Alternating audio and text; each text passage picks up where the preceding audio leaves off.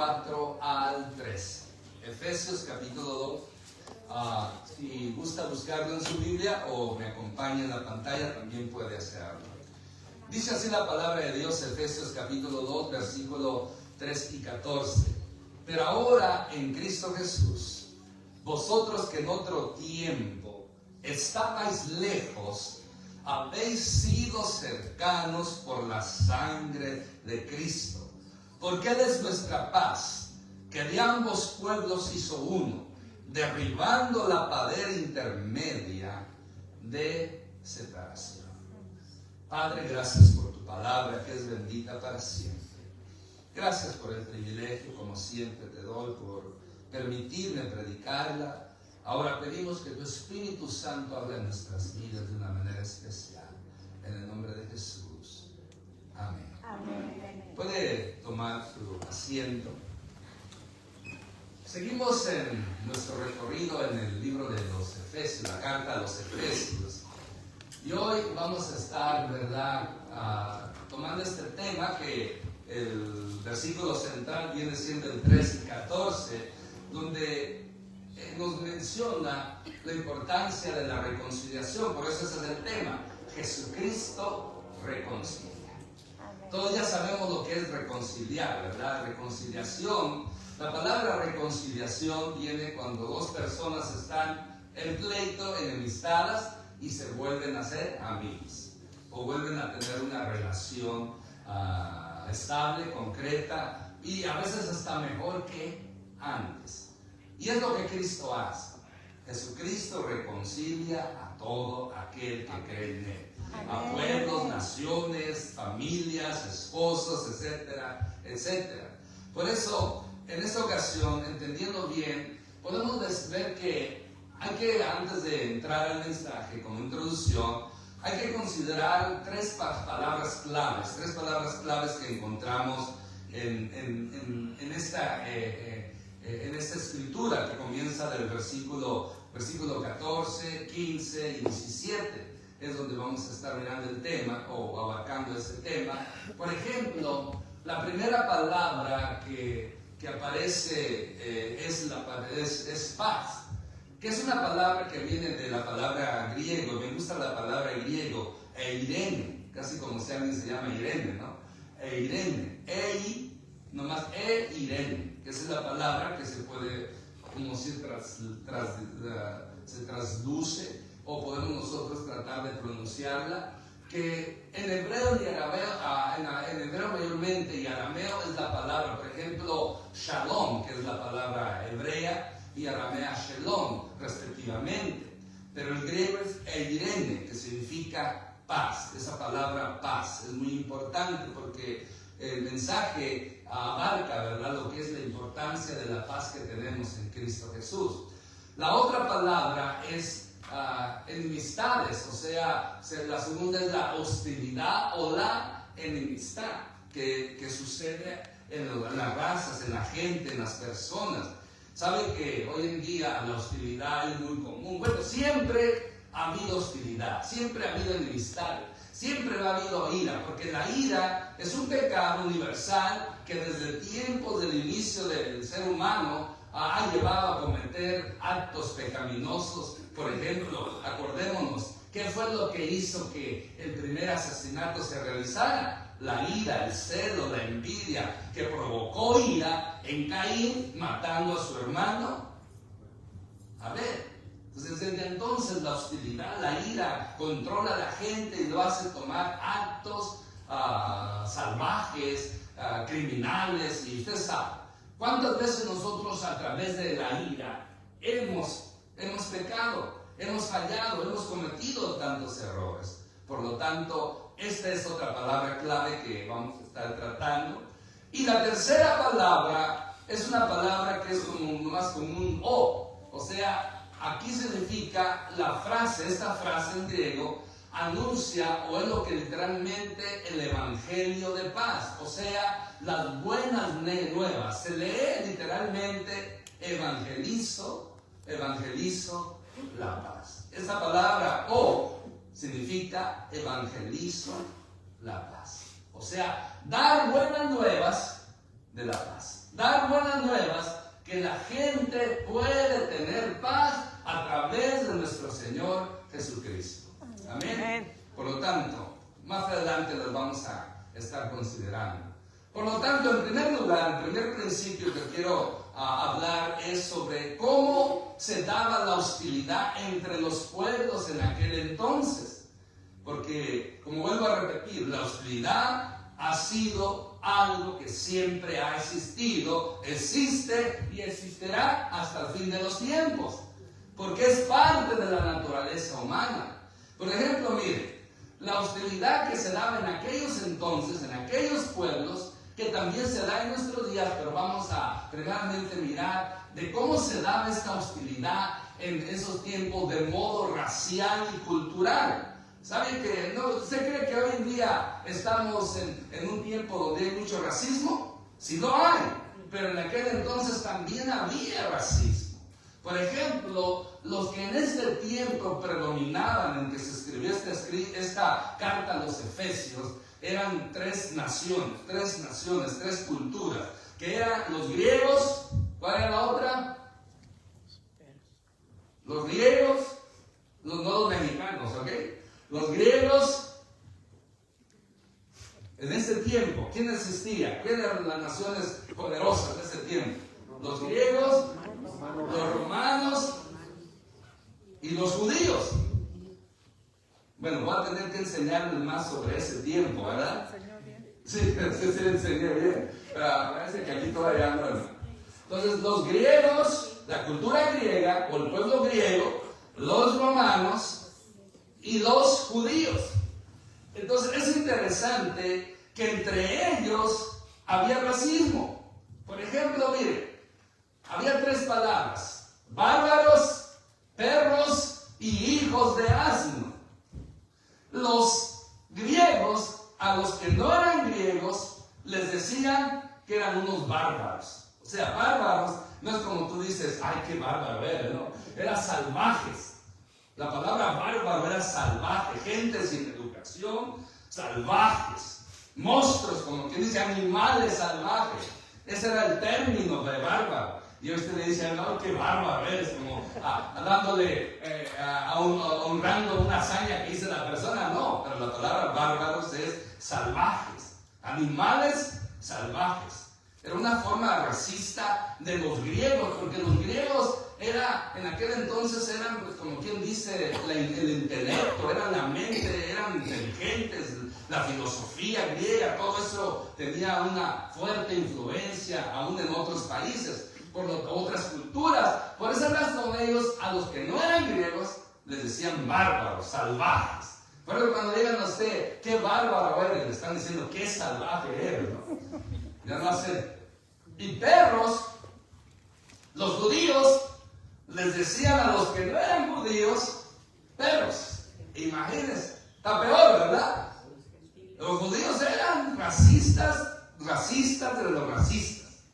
¿Por qué creen que no les ha ido tan bien? Bueno, no les ha ido tan bien no por ser racistas, sino por su desobediencia a Dios. Leyendo mi devocional, cómo Dios le dice a Israel que si obedecieren, les iba a ir bien, pero si les obedecieran, los iba a expulsar, los iba a castigar, los iba a donde quiera que iba, nadie los iba a querer. Y se ha cumplido. Si usted ve a los judíos, han sufrido en todos los tiempos. Sufrieron en España con la Inquisición, sufrieron con Hitler, sufrieron con la Iglesia Católica, con otros pueblos. Han sufrido desprecio, porque es una maldición que Dios les puso por desobedecer su palabra, por desobedecer a Dios. Por eso, pero ellos también se lo han ganado. Porque para aquellos que no son judíos, los ven tan bajos que les dicen perros. Perros. ¿Se acuerda cuando la mujer sirofenicia llega a pedir porque su hija estaba siendo atormentada por un demonio?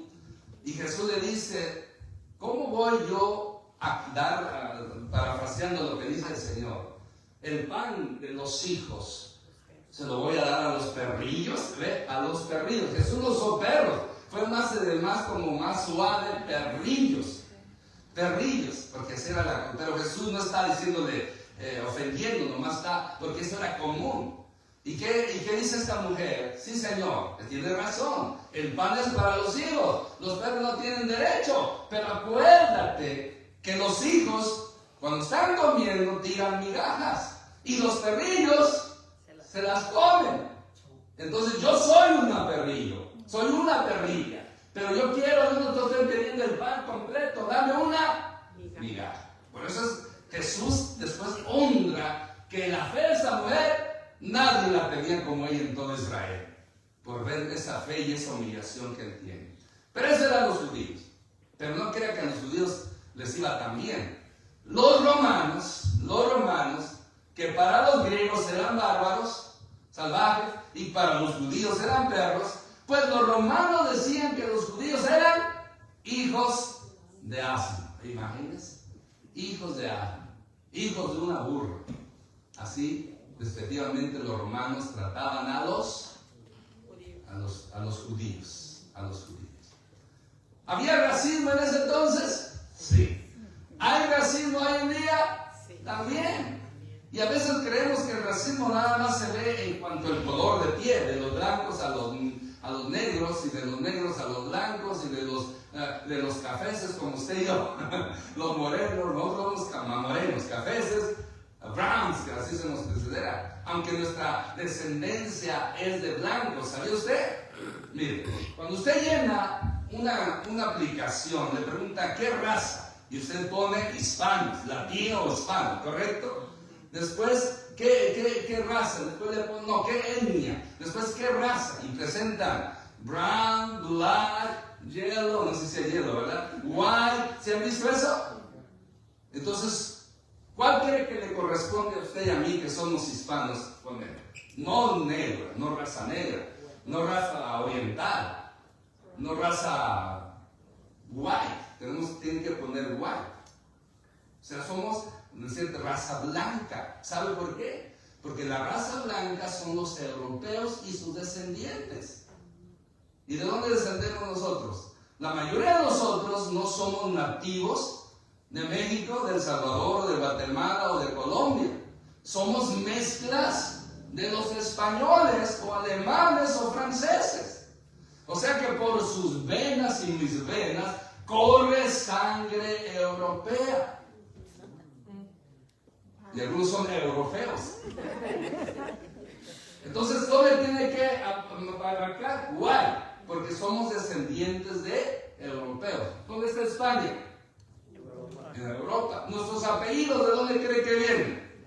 Todos los apellidos que terminan con Z y otros más son de españoles. Por ejemplo, Ambriz, González, Pérez, Hernández, Reyes, Fernández, Benítez, Vázquez. Y también su apellido. Algunos de ustedes vienen de raíz, ¿cómo se dice? Española. Entonces, nosotros también somos descendientes, somos una mezcla de nativos de América con mezcla de europeos. Entonces ya aprendió algo, ¿verdad? Usted ponga white, entonces raza blanca. Amén. No importa que estemos un poquito quemaditos, ¿verdad? Pero somos descendientes del sol, ¿verdad? Del sol. Ahora, la hostilidad en este entonces no solamente se daba de modo racial y cultural, sino también se daba, podemos decir, de modo social. ¿Qué significa eso?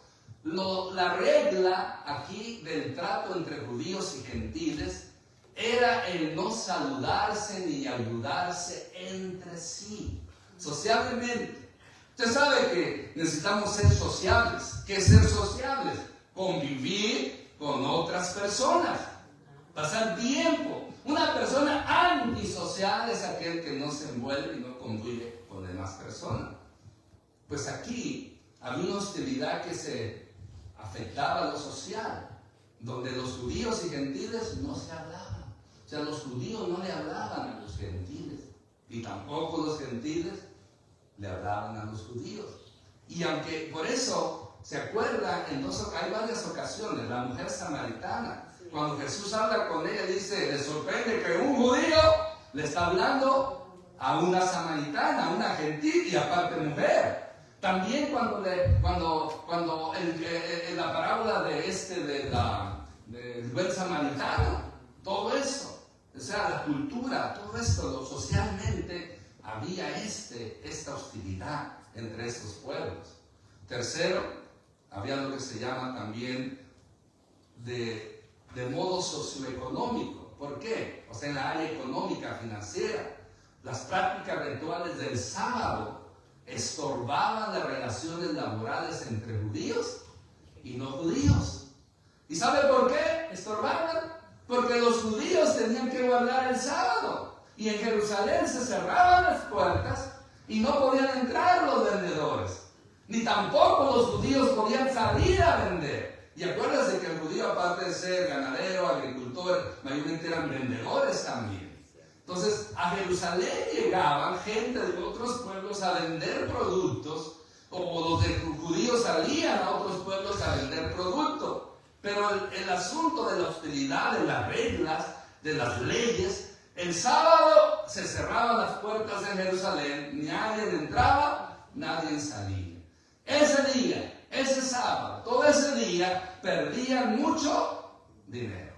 Y por eso había una hostilidad entre ellos. Por lo tanto, esa era la situación.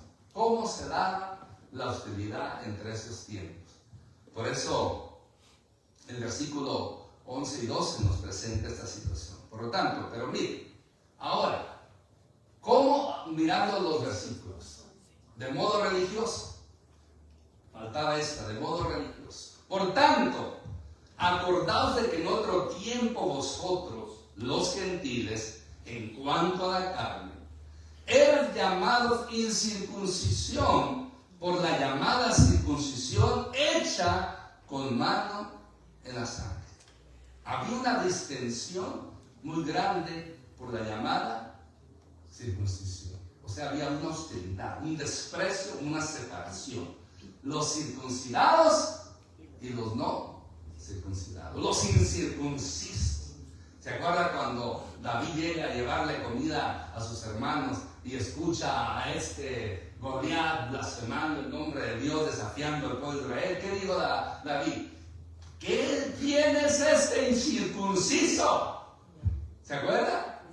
Porque había una ley. Dios había la señal en carne física que separaba al judío del no judío, era la circuncisión. Que el prepucio de la parte del hombre se cortaba y esa era la señal. Esa era la circuncisión. Que se hacía al nacer, porque es menos doloroso. Después se podía hacer en grande, pero pues ya, según no era recomendado. Entonces había una distinción, los incircuncisos y los circuncidados. Y el judío se sentía superior por ser el pueblo de Dios y por tener esa señal que lo hacía diferente.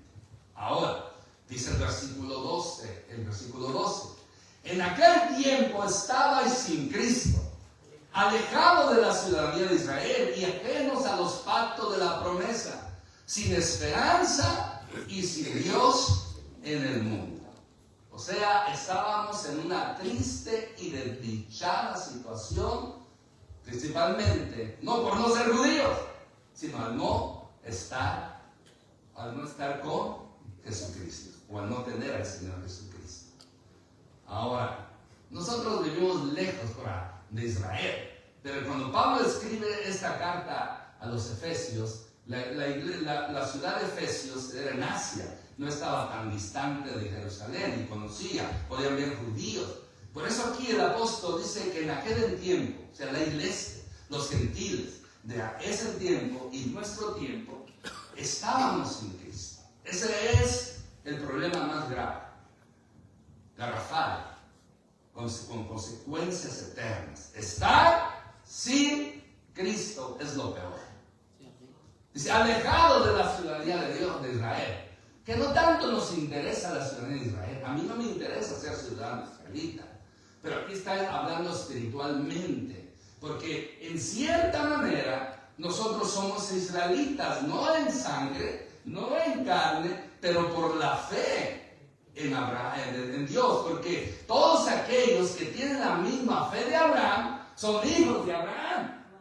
La fe de Abraham es creer en el único Dios verdadero, y la fe de hoy en día del cristiano que cree en Cristo, que es esa misma fe que tenía Abraham, nos hace y nos pone en esta posición como hijos de Abraham por la fe. Somos israelitas, no en sangre, no en carne, no somos de una tribu de Israel, pero espiritualmente por la fe somos considerados israelitas.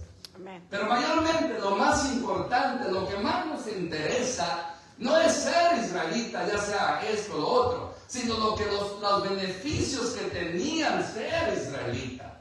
¿Sabe cuáles eran los beneficios de israelita? Los pactos de las promesas, los pactos que Dios hizo con su pueblo, los convenios, los tratados que Dios hizo con Israel. Hay muchos pactos que Dios hizo con el pueblo de Israel. El pacto que hizo con Noé, el pacto que hizo con Abraham, el pacto que hizo con David. Y esos pactos en cierta manera tienen bendiciones maravillosas para los que creen en Dios. Amén. Algunos de estos pactos nada más eran exclusivamente de Israel, pero muchas de estas promesas también son para los que hemos creído en Jesucristo y lo hemos aceptado como Señor y Salvador. Por lo tanto, nos beneficiamos según por la fe ser israelitas, porque tenemos también alcance. O sea, que estas promesas de Dios también son para nosotros. Amén. Amén. Son para nosotros. Por eso dice, estábamos alejados de los pactos de la promesa, sin esperanza y sin Dios en el mundo. O mejor dicho, sin Dios en nuestro corazón, sin Dios que nos bendijese, nos cuidase. Esta era la situación caótica. Esta era la hostilidad entre los pueblos. Por eso entre judíos y no judíos no se podían ver. Y todavía hay problemas entre judíos y no judíos. Ahora nosotros no somos judíos de sangre o de las tribus de Israel, pero en cierta manera estamos injertados en la vid verdadera que es nuestro Señor Jesucristo. Y qué interesante que la desobediencia de Israel fueron descartados, fueron arrancados de la vid, de la planta de la vid. Fueron descartados, fueron arrancados. Y nosotros siendo olivos silvestres, plantitas silvestres, árboles silvestres, que nada ni nadie daba nada por nosotros, por la misericordia de Dios, por la obra de Cristo Jesús, nos injertó a la vid verdadera. Amén. Israel no es la vid verdadera. Ahora, ¿quiénes son los que están en la vid verdadera? Bueno, la vid verdadera es Cristo. Y los que estamos injertados en esa vid verdadera, pegados, somos nosotros por la fe en nuestro Señor Jesucristo. Amén. Israel fue descartado, pero hay la promesa que puede volver otra vez a hacer. Injertado una vez más ahí. Por eso es la hostilidad. Ahora, segundo principio. ¿Cómo hizo Jesucristo la paz? ¿Se acuerdan de las tres palabras claves? Hostilidad, paz, y ahora vamos a ver la paz. Pero hay otra más que más adelante vamos a ver. ¿Cuáles eran ¿se acuerdan de las tres primeras palabras claves? Hostilidad, paz y evangelizo la paz. Bueno, aquí entraría este punto. Vamos a ver. ¿Cómo hizo Jesucristo la paz? Podemos decir que en primer lugar, con su palabra, golpeó las barreras de la división. O sea, había una barrera que no permitía que se mezclaran judíos y no judíos. Había una barrera. Por ejemplo, podemos decir, dijo que el sábado fue hecho para el hombre y no el hombre para el sábado. Porque el sábado era un mandamiento, es un mandamiento que el judío observaba, pero a veces se iban a los extremos. En varias ocasiones Jesús hizo milagros en día del sábado, en día de reposo, y lo acusaban. Y Jesús les decía, es bueno hacer el bien en el día de sábado, en el día de reposo. ¿Qué de vosotros si un asno, un becerrito, una oveja, se cae en un hoyo? ¿Quién no la saca? ¿Quién no la salva? Todos lo van a hacer, aunque sea el día de sábado. Por eso los milagros que él hacía en sábado era para hacer el bien a la gente necesitada. Porque el judío tenía es interesante que se iban a los extremos. Según el judío, en el día de reposo, no podían salir. Bueno, yo creo que después eso lo tergiversaron, lo cambiaron. No podían salir más de 1 milla redonda en el día del sábado. Y yo me acuerdo cuando estábamos en la puerta abierta, el día sábado se rentaba una iglesia, no adventista, pero iglesia de Dios del séptimo día, que guardaban el sábado. Y a veces ellos como que querían, imagínense, estaban rentando la iglesia y querían como querernos convertir. Pero una vez platicando con uno de ellos, alguien, no me acuerdo quién, le dijo, oiga, pero ustedes dicen que la Biblia, la ley del sábado es que no pueden viajar 1 milla alrededor, ¿verdad? Sí. ¿Y usted de dónde viene? Venían como 20 millas manejando a la iglesia. Entonces, ¿por qué no se quedó en su casa? No, es que eso es diferente. ¿Cómo que es diferente? La ley es la ley.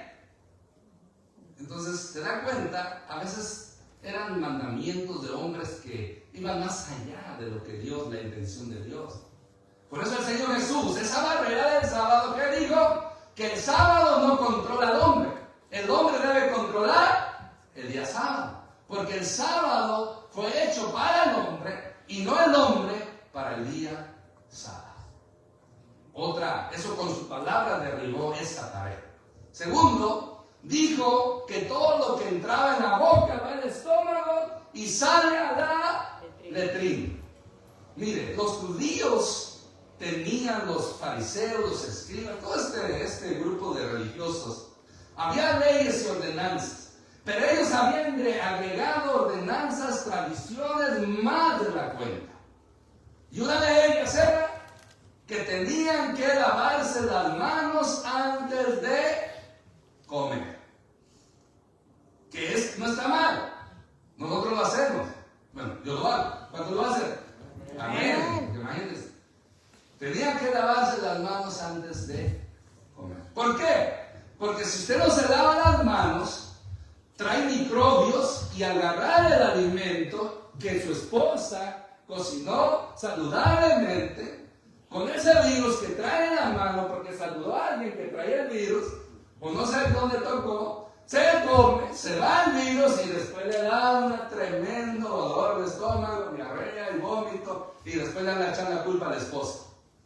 Entonces, pero pregúntele, hermana, ¿se lavaste las manos? Y dice, entonces, todo es tu culpa. Entonces, era con el fin, eran como quien dice, leyes sanitarias. Y está bien, lavarse las manos previene enfermedades.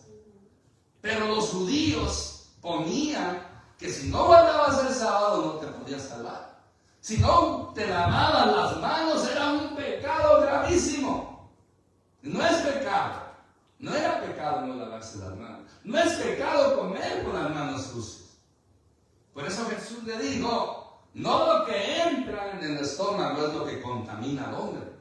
Porque mira, todo lo que comes, aunque esté contaminado, tus manos tengan virus, tarde que temprano vas a ir al baño. La letrina era como tipo un toilet en aquel entonces. Y ahí se iba y se tiraba el excremento. Lo que no sirve, lo que el cuerpo, Dios puso una ley que el cuerpo desecha lo que ya no sirve, que no necesita el cuerpo, lo que está dañando. Por eso Jesús dijo, no, eso te lo comes, pero no te contamina tu corazón. Lo que te contamina es lo que sale de tu corazón. Los homicidios, los adulterios, las fornicaciones, las mentiras, la borrachera, las orgías, las murmuraciones, las envidias, los celos enfermizos, la ira y tantos otros pecados más. Si sale de si está en tu corazón y sale, esto es lo que te contamina, esto es lo que te ensucia, esto es lo que... Entonces Jesús dijo, no es pecado no lavarse las manos. Pero no por eso no deje de lavarse, lávese. es por su bien. Pero no haga una doctrina, una enseñanza después que ande condenando a los que no se la lavan. Dijo que un samaritano que practicaba la justicia por amor a un judío es mejor que un judío piadoso en reglas y rituales. Cuando llega este hombre, ¿qué haré para tener la vida eterna? Pues guarda los mandamientos. Y dice, los he guardado. Y bueno, en una ocasión este señor quería justificarse, ya los he guardado. Dice, y hasta lo recitó. Y Jesús le dijo, pues ama a tu prójimo como a ti mismo. Y él, para justificarse, como diciendo, poner mal en Jesús, ¿qué le digo? ¿Quién es mi prójimo? Y ve cuando Jesús le da una parábola, una enseñanza del buen samaritano. Este hombre judío iba rumbo a ciertas ciudades, Jerusalén, a Jericó, no importa el destino, pero fue atacado por ladrones, golpeado, robado y dejado medio muerto. Pasó un sacerdote que era el que tenía la obligación de cuidar a los caídos, no hizo nada. Un escriba que era el que enseñaba la ley, tampoco hizo nada. Y lo vieron. Y después pasó un samaritano, un perro, para el concepto judío. Y lo vio y tuvo compasión de él. Bajó, lo sanó, lo unció, lo curó, lo llevó al mesón y pagó. Y aún dijo, te dejo aquí, encárgate de él, voy de viaje y cuando regrese, todo lo que gastes extra, me lo pones a mi cuenta. Entonces Jesús pregunta, ¿cuál de ellos es el prójimo? Y el hombre que quería ganarle al Señor Jesús, hacerse el sabio, dijo, el que usó de misericordia. ¿Y qué le dijo Jesús? Ve tú y haz lo mismo. Entonces ve, significa que no hay razón por las cuales menospreciar a otra raza. Jesús nos mostró que hay que amar a todos por igual. Por eso con su palabra, ¡pum!, derribó esa pared. Entonces, ¿cuántas paredes ha derribado ya aquí con su palabra? La del sábado, la de lavarse las manos y la de no ayudar a los extranjeros. Pero hay una cuarta. También dijo que cuando fuera crucificado, atraía hacia él a griegos y a judíos por igual. En Juan 12, 20 a 24, versículos 32 y 33. Y también el apóstol Pablo lo confirma en Romanos 15, 7 al 9. Cómo Jesús, a través de su muerte en la cruz del Calvario, su sacrificio, proveyó los medios para que se unan estos dos pueblos. Amén. Amén. Por lo tanto, podemos decir que con su muerte en la cruz también derribó. Primero fue su palabra. Con su muerte en la cruz derribó las barreras de la división. Y vamos a ver por qué. Nos dice el versículo 13. Pero ahora en Cristo Jesús, vosotros que en otro tiempo estabais lejos, habéis sido hechos cercanos por la sangre de Cristo. Aquí miren, judíos y gentiles se unieron por medio de que Él fue crucificado. Pero no fue los clavos, fue la sangre preciosa que Él derramó, que vino a unir a estos dos pueblos. Y es por esa sangre preciosa, mi hermano, mi hermana, que antes nosotros estábamos alejados de la ciudadanía de Israel. Estábamos alejados de los pactos de Dios, de las promesas. Pero gracias a la sangre de Cristo, ahora estamos cercanos a Dios y unidos en el mismo nivel que los judíos. Las mismas promesas y pactos para los judíos son también para nosotros como iglesia de Jesucristo. Amén. Y todo gracias a nuestro Señor Jesucristo, a quien damos gloria, honra, alabanza y adoración por los siglos de los siglos. Amén. Recuerde, es todo por esa sangre maravillosa. Y nos dice el versículo 14, porque Él es nuestra paz, que de ambos pueblos hizo uno, derribando la pared intermedia de separación. dando su sangre, su vida, llorando en favor de los enemigos. Jesús anuló el poder de toda clase de hostilidad. Por eso nos tenemos que ver bien. ¿Sabía que nosotros tenemos que vernos bien? Tienen que tratar bien a los de otros hermanos, de otras naciones. Mexicanos, portémonos bien con los centroamericanos.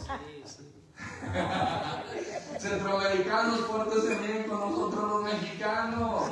Porque para Dios ya no somos ni mexicanos, ni salvadoreños, ni hondureños, ni guatemaltecos, ni colombianos, ni americanos. Somos hijos de Dios, lavados por la sangre de Cristo. Somos un solo pueblo. Pues no, pero yo soy mexicano, yo soy salvadoreño, yo soy guatemalteco, colombiano o puertorriqueño. No, eso no vale delante de Dios. Lo que vale delante de Dios es que Cristo esté en usted y en mí. Eso es lo que vale. Es lo que nos hace valiosos. Por eso de aquí en adelante usted no, el creador es usted. Yo soy ciudadano del cielo. Aleluya. Amén. Esa es la mejor ciudadanía que podamos tener. La de aquí se va a acabar cuando nos muramos.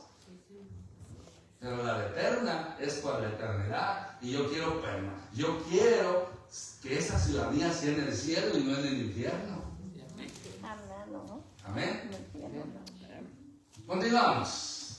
Con su muerte en la cruz, derribó, dice, aboliendo, dice el versículo 15, aboliendo en su carne las enemistades, la ley de los mandamientos expresados en ordenanzas, para crear en sí mismo de dos un solo y nuevo hombre, haciendo la paz.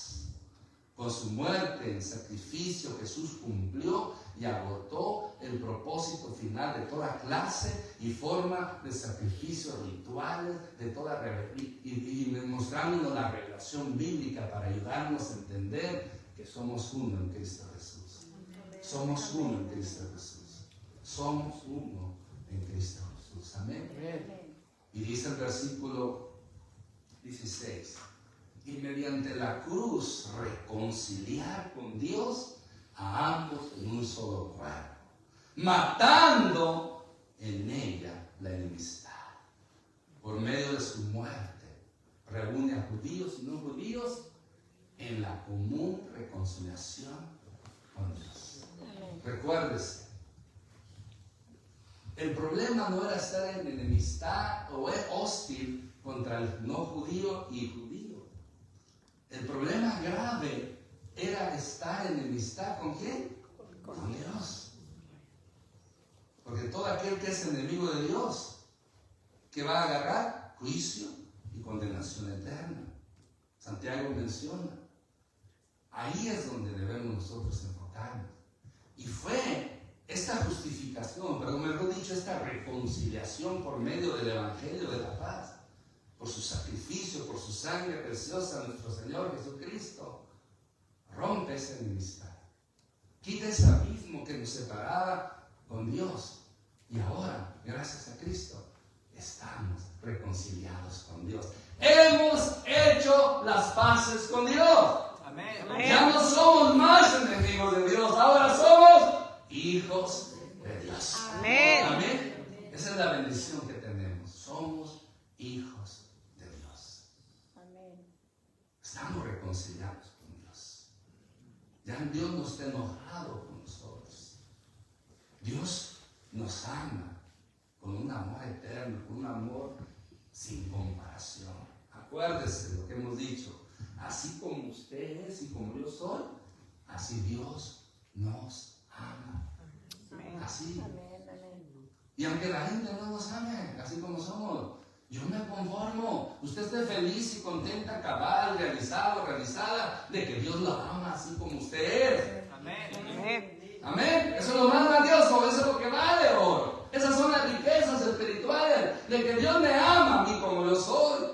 No le importa lo que la otra gente, si lo ama o no lo ama. Mientras Dios lo ame, eso es lo que basta, eso es lo que importa. Amén. Amén. No se olvide de eso. Y tercero y último principio.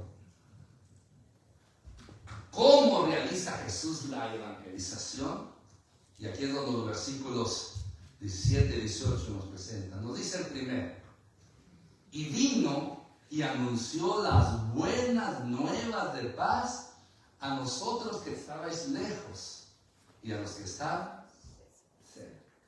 Cerca eran los judíos, los lejanos éramos los gentiles. ¿Se acuerda cuando el Señor Jesús menciona que tenía otras ovejas aparte del pueblo de Israel?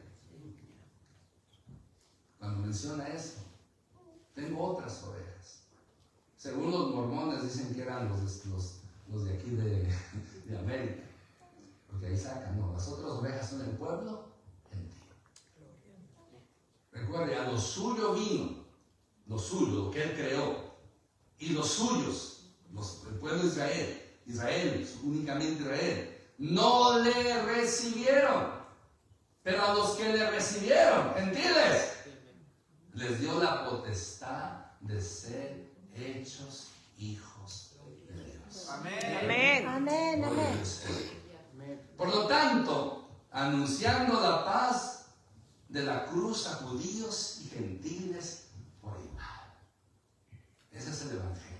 El Evangelio no hace acepción.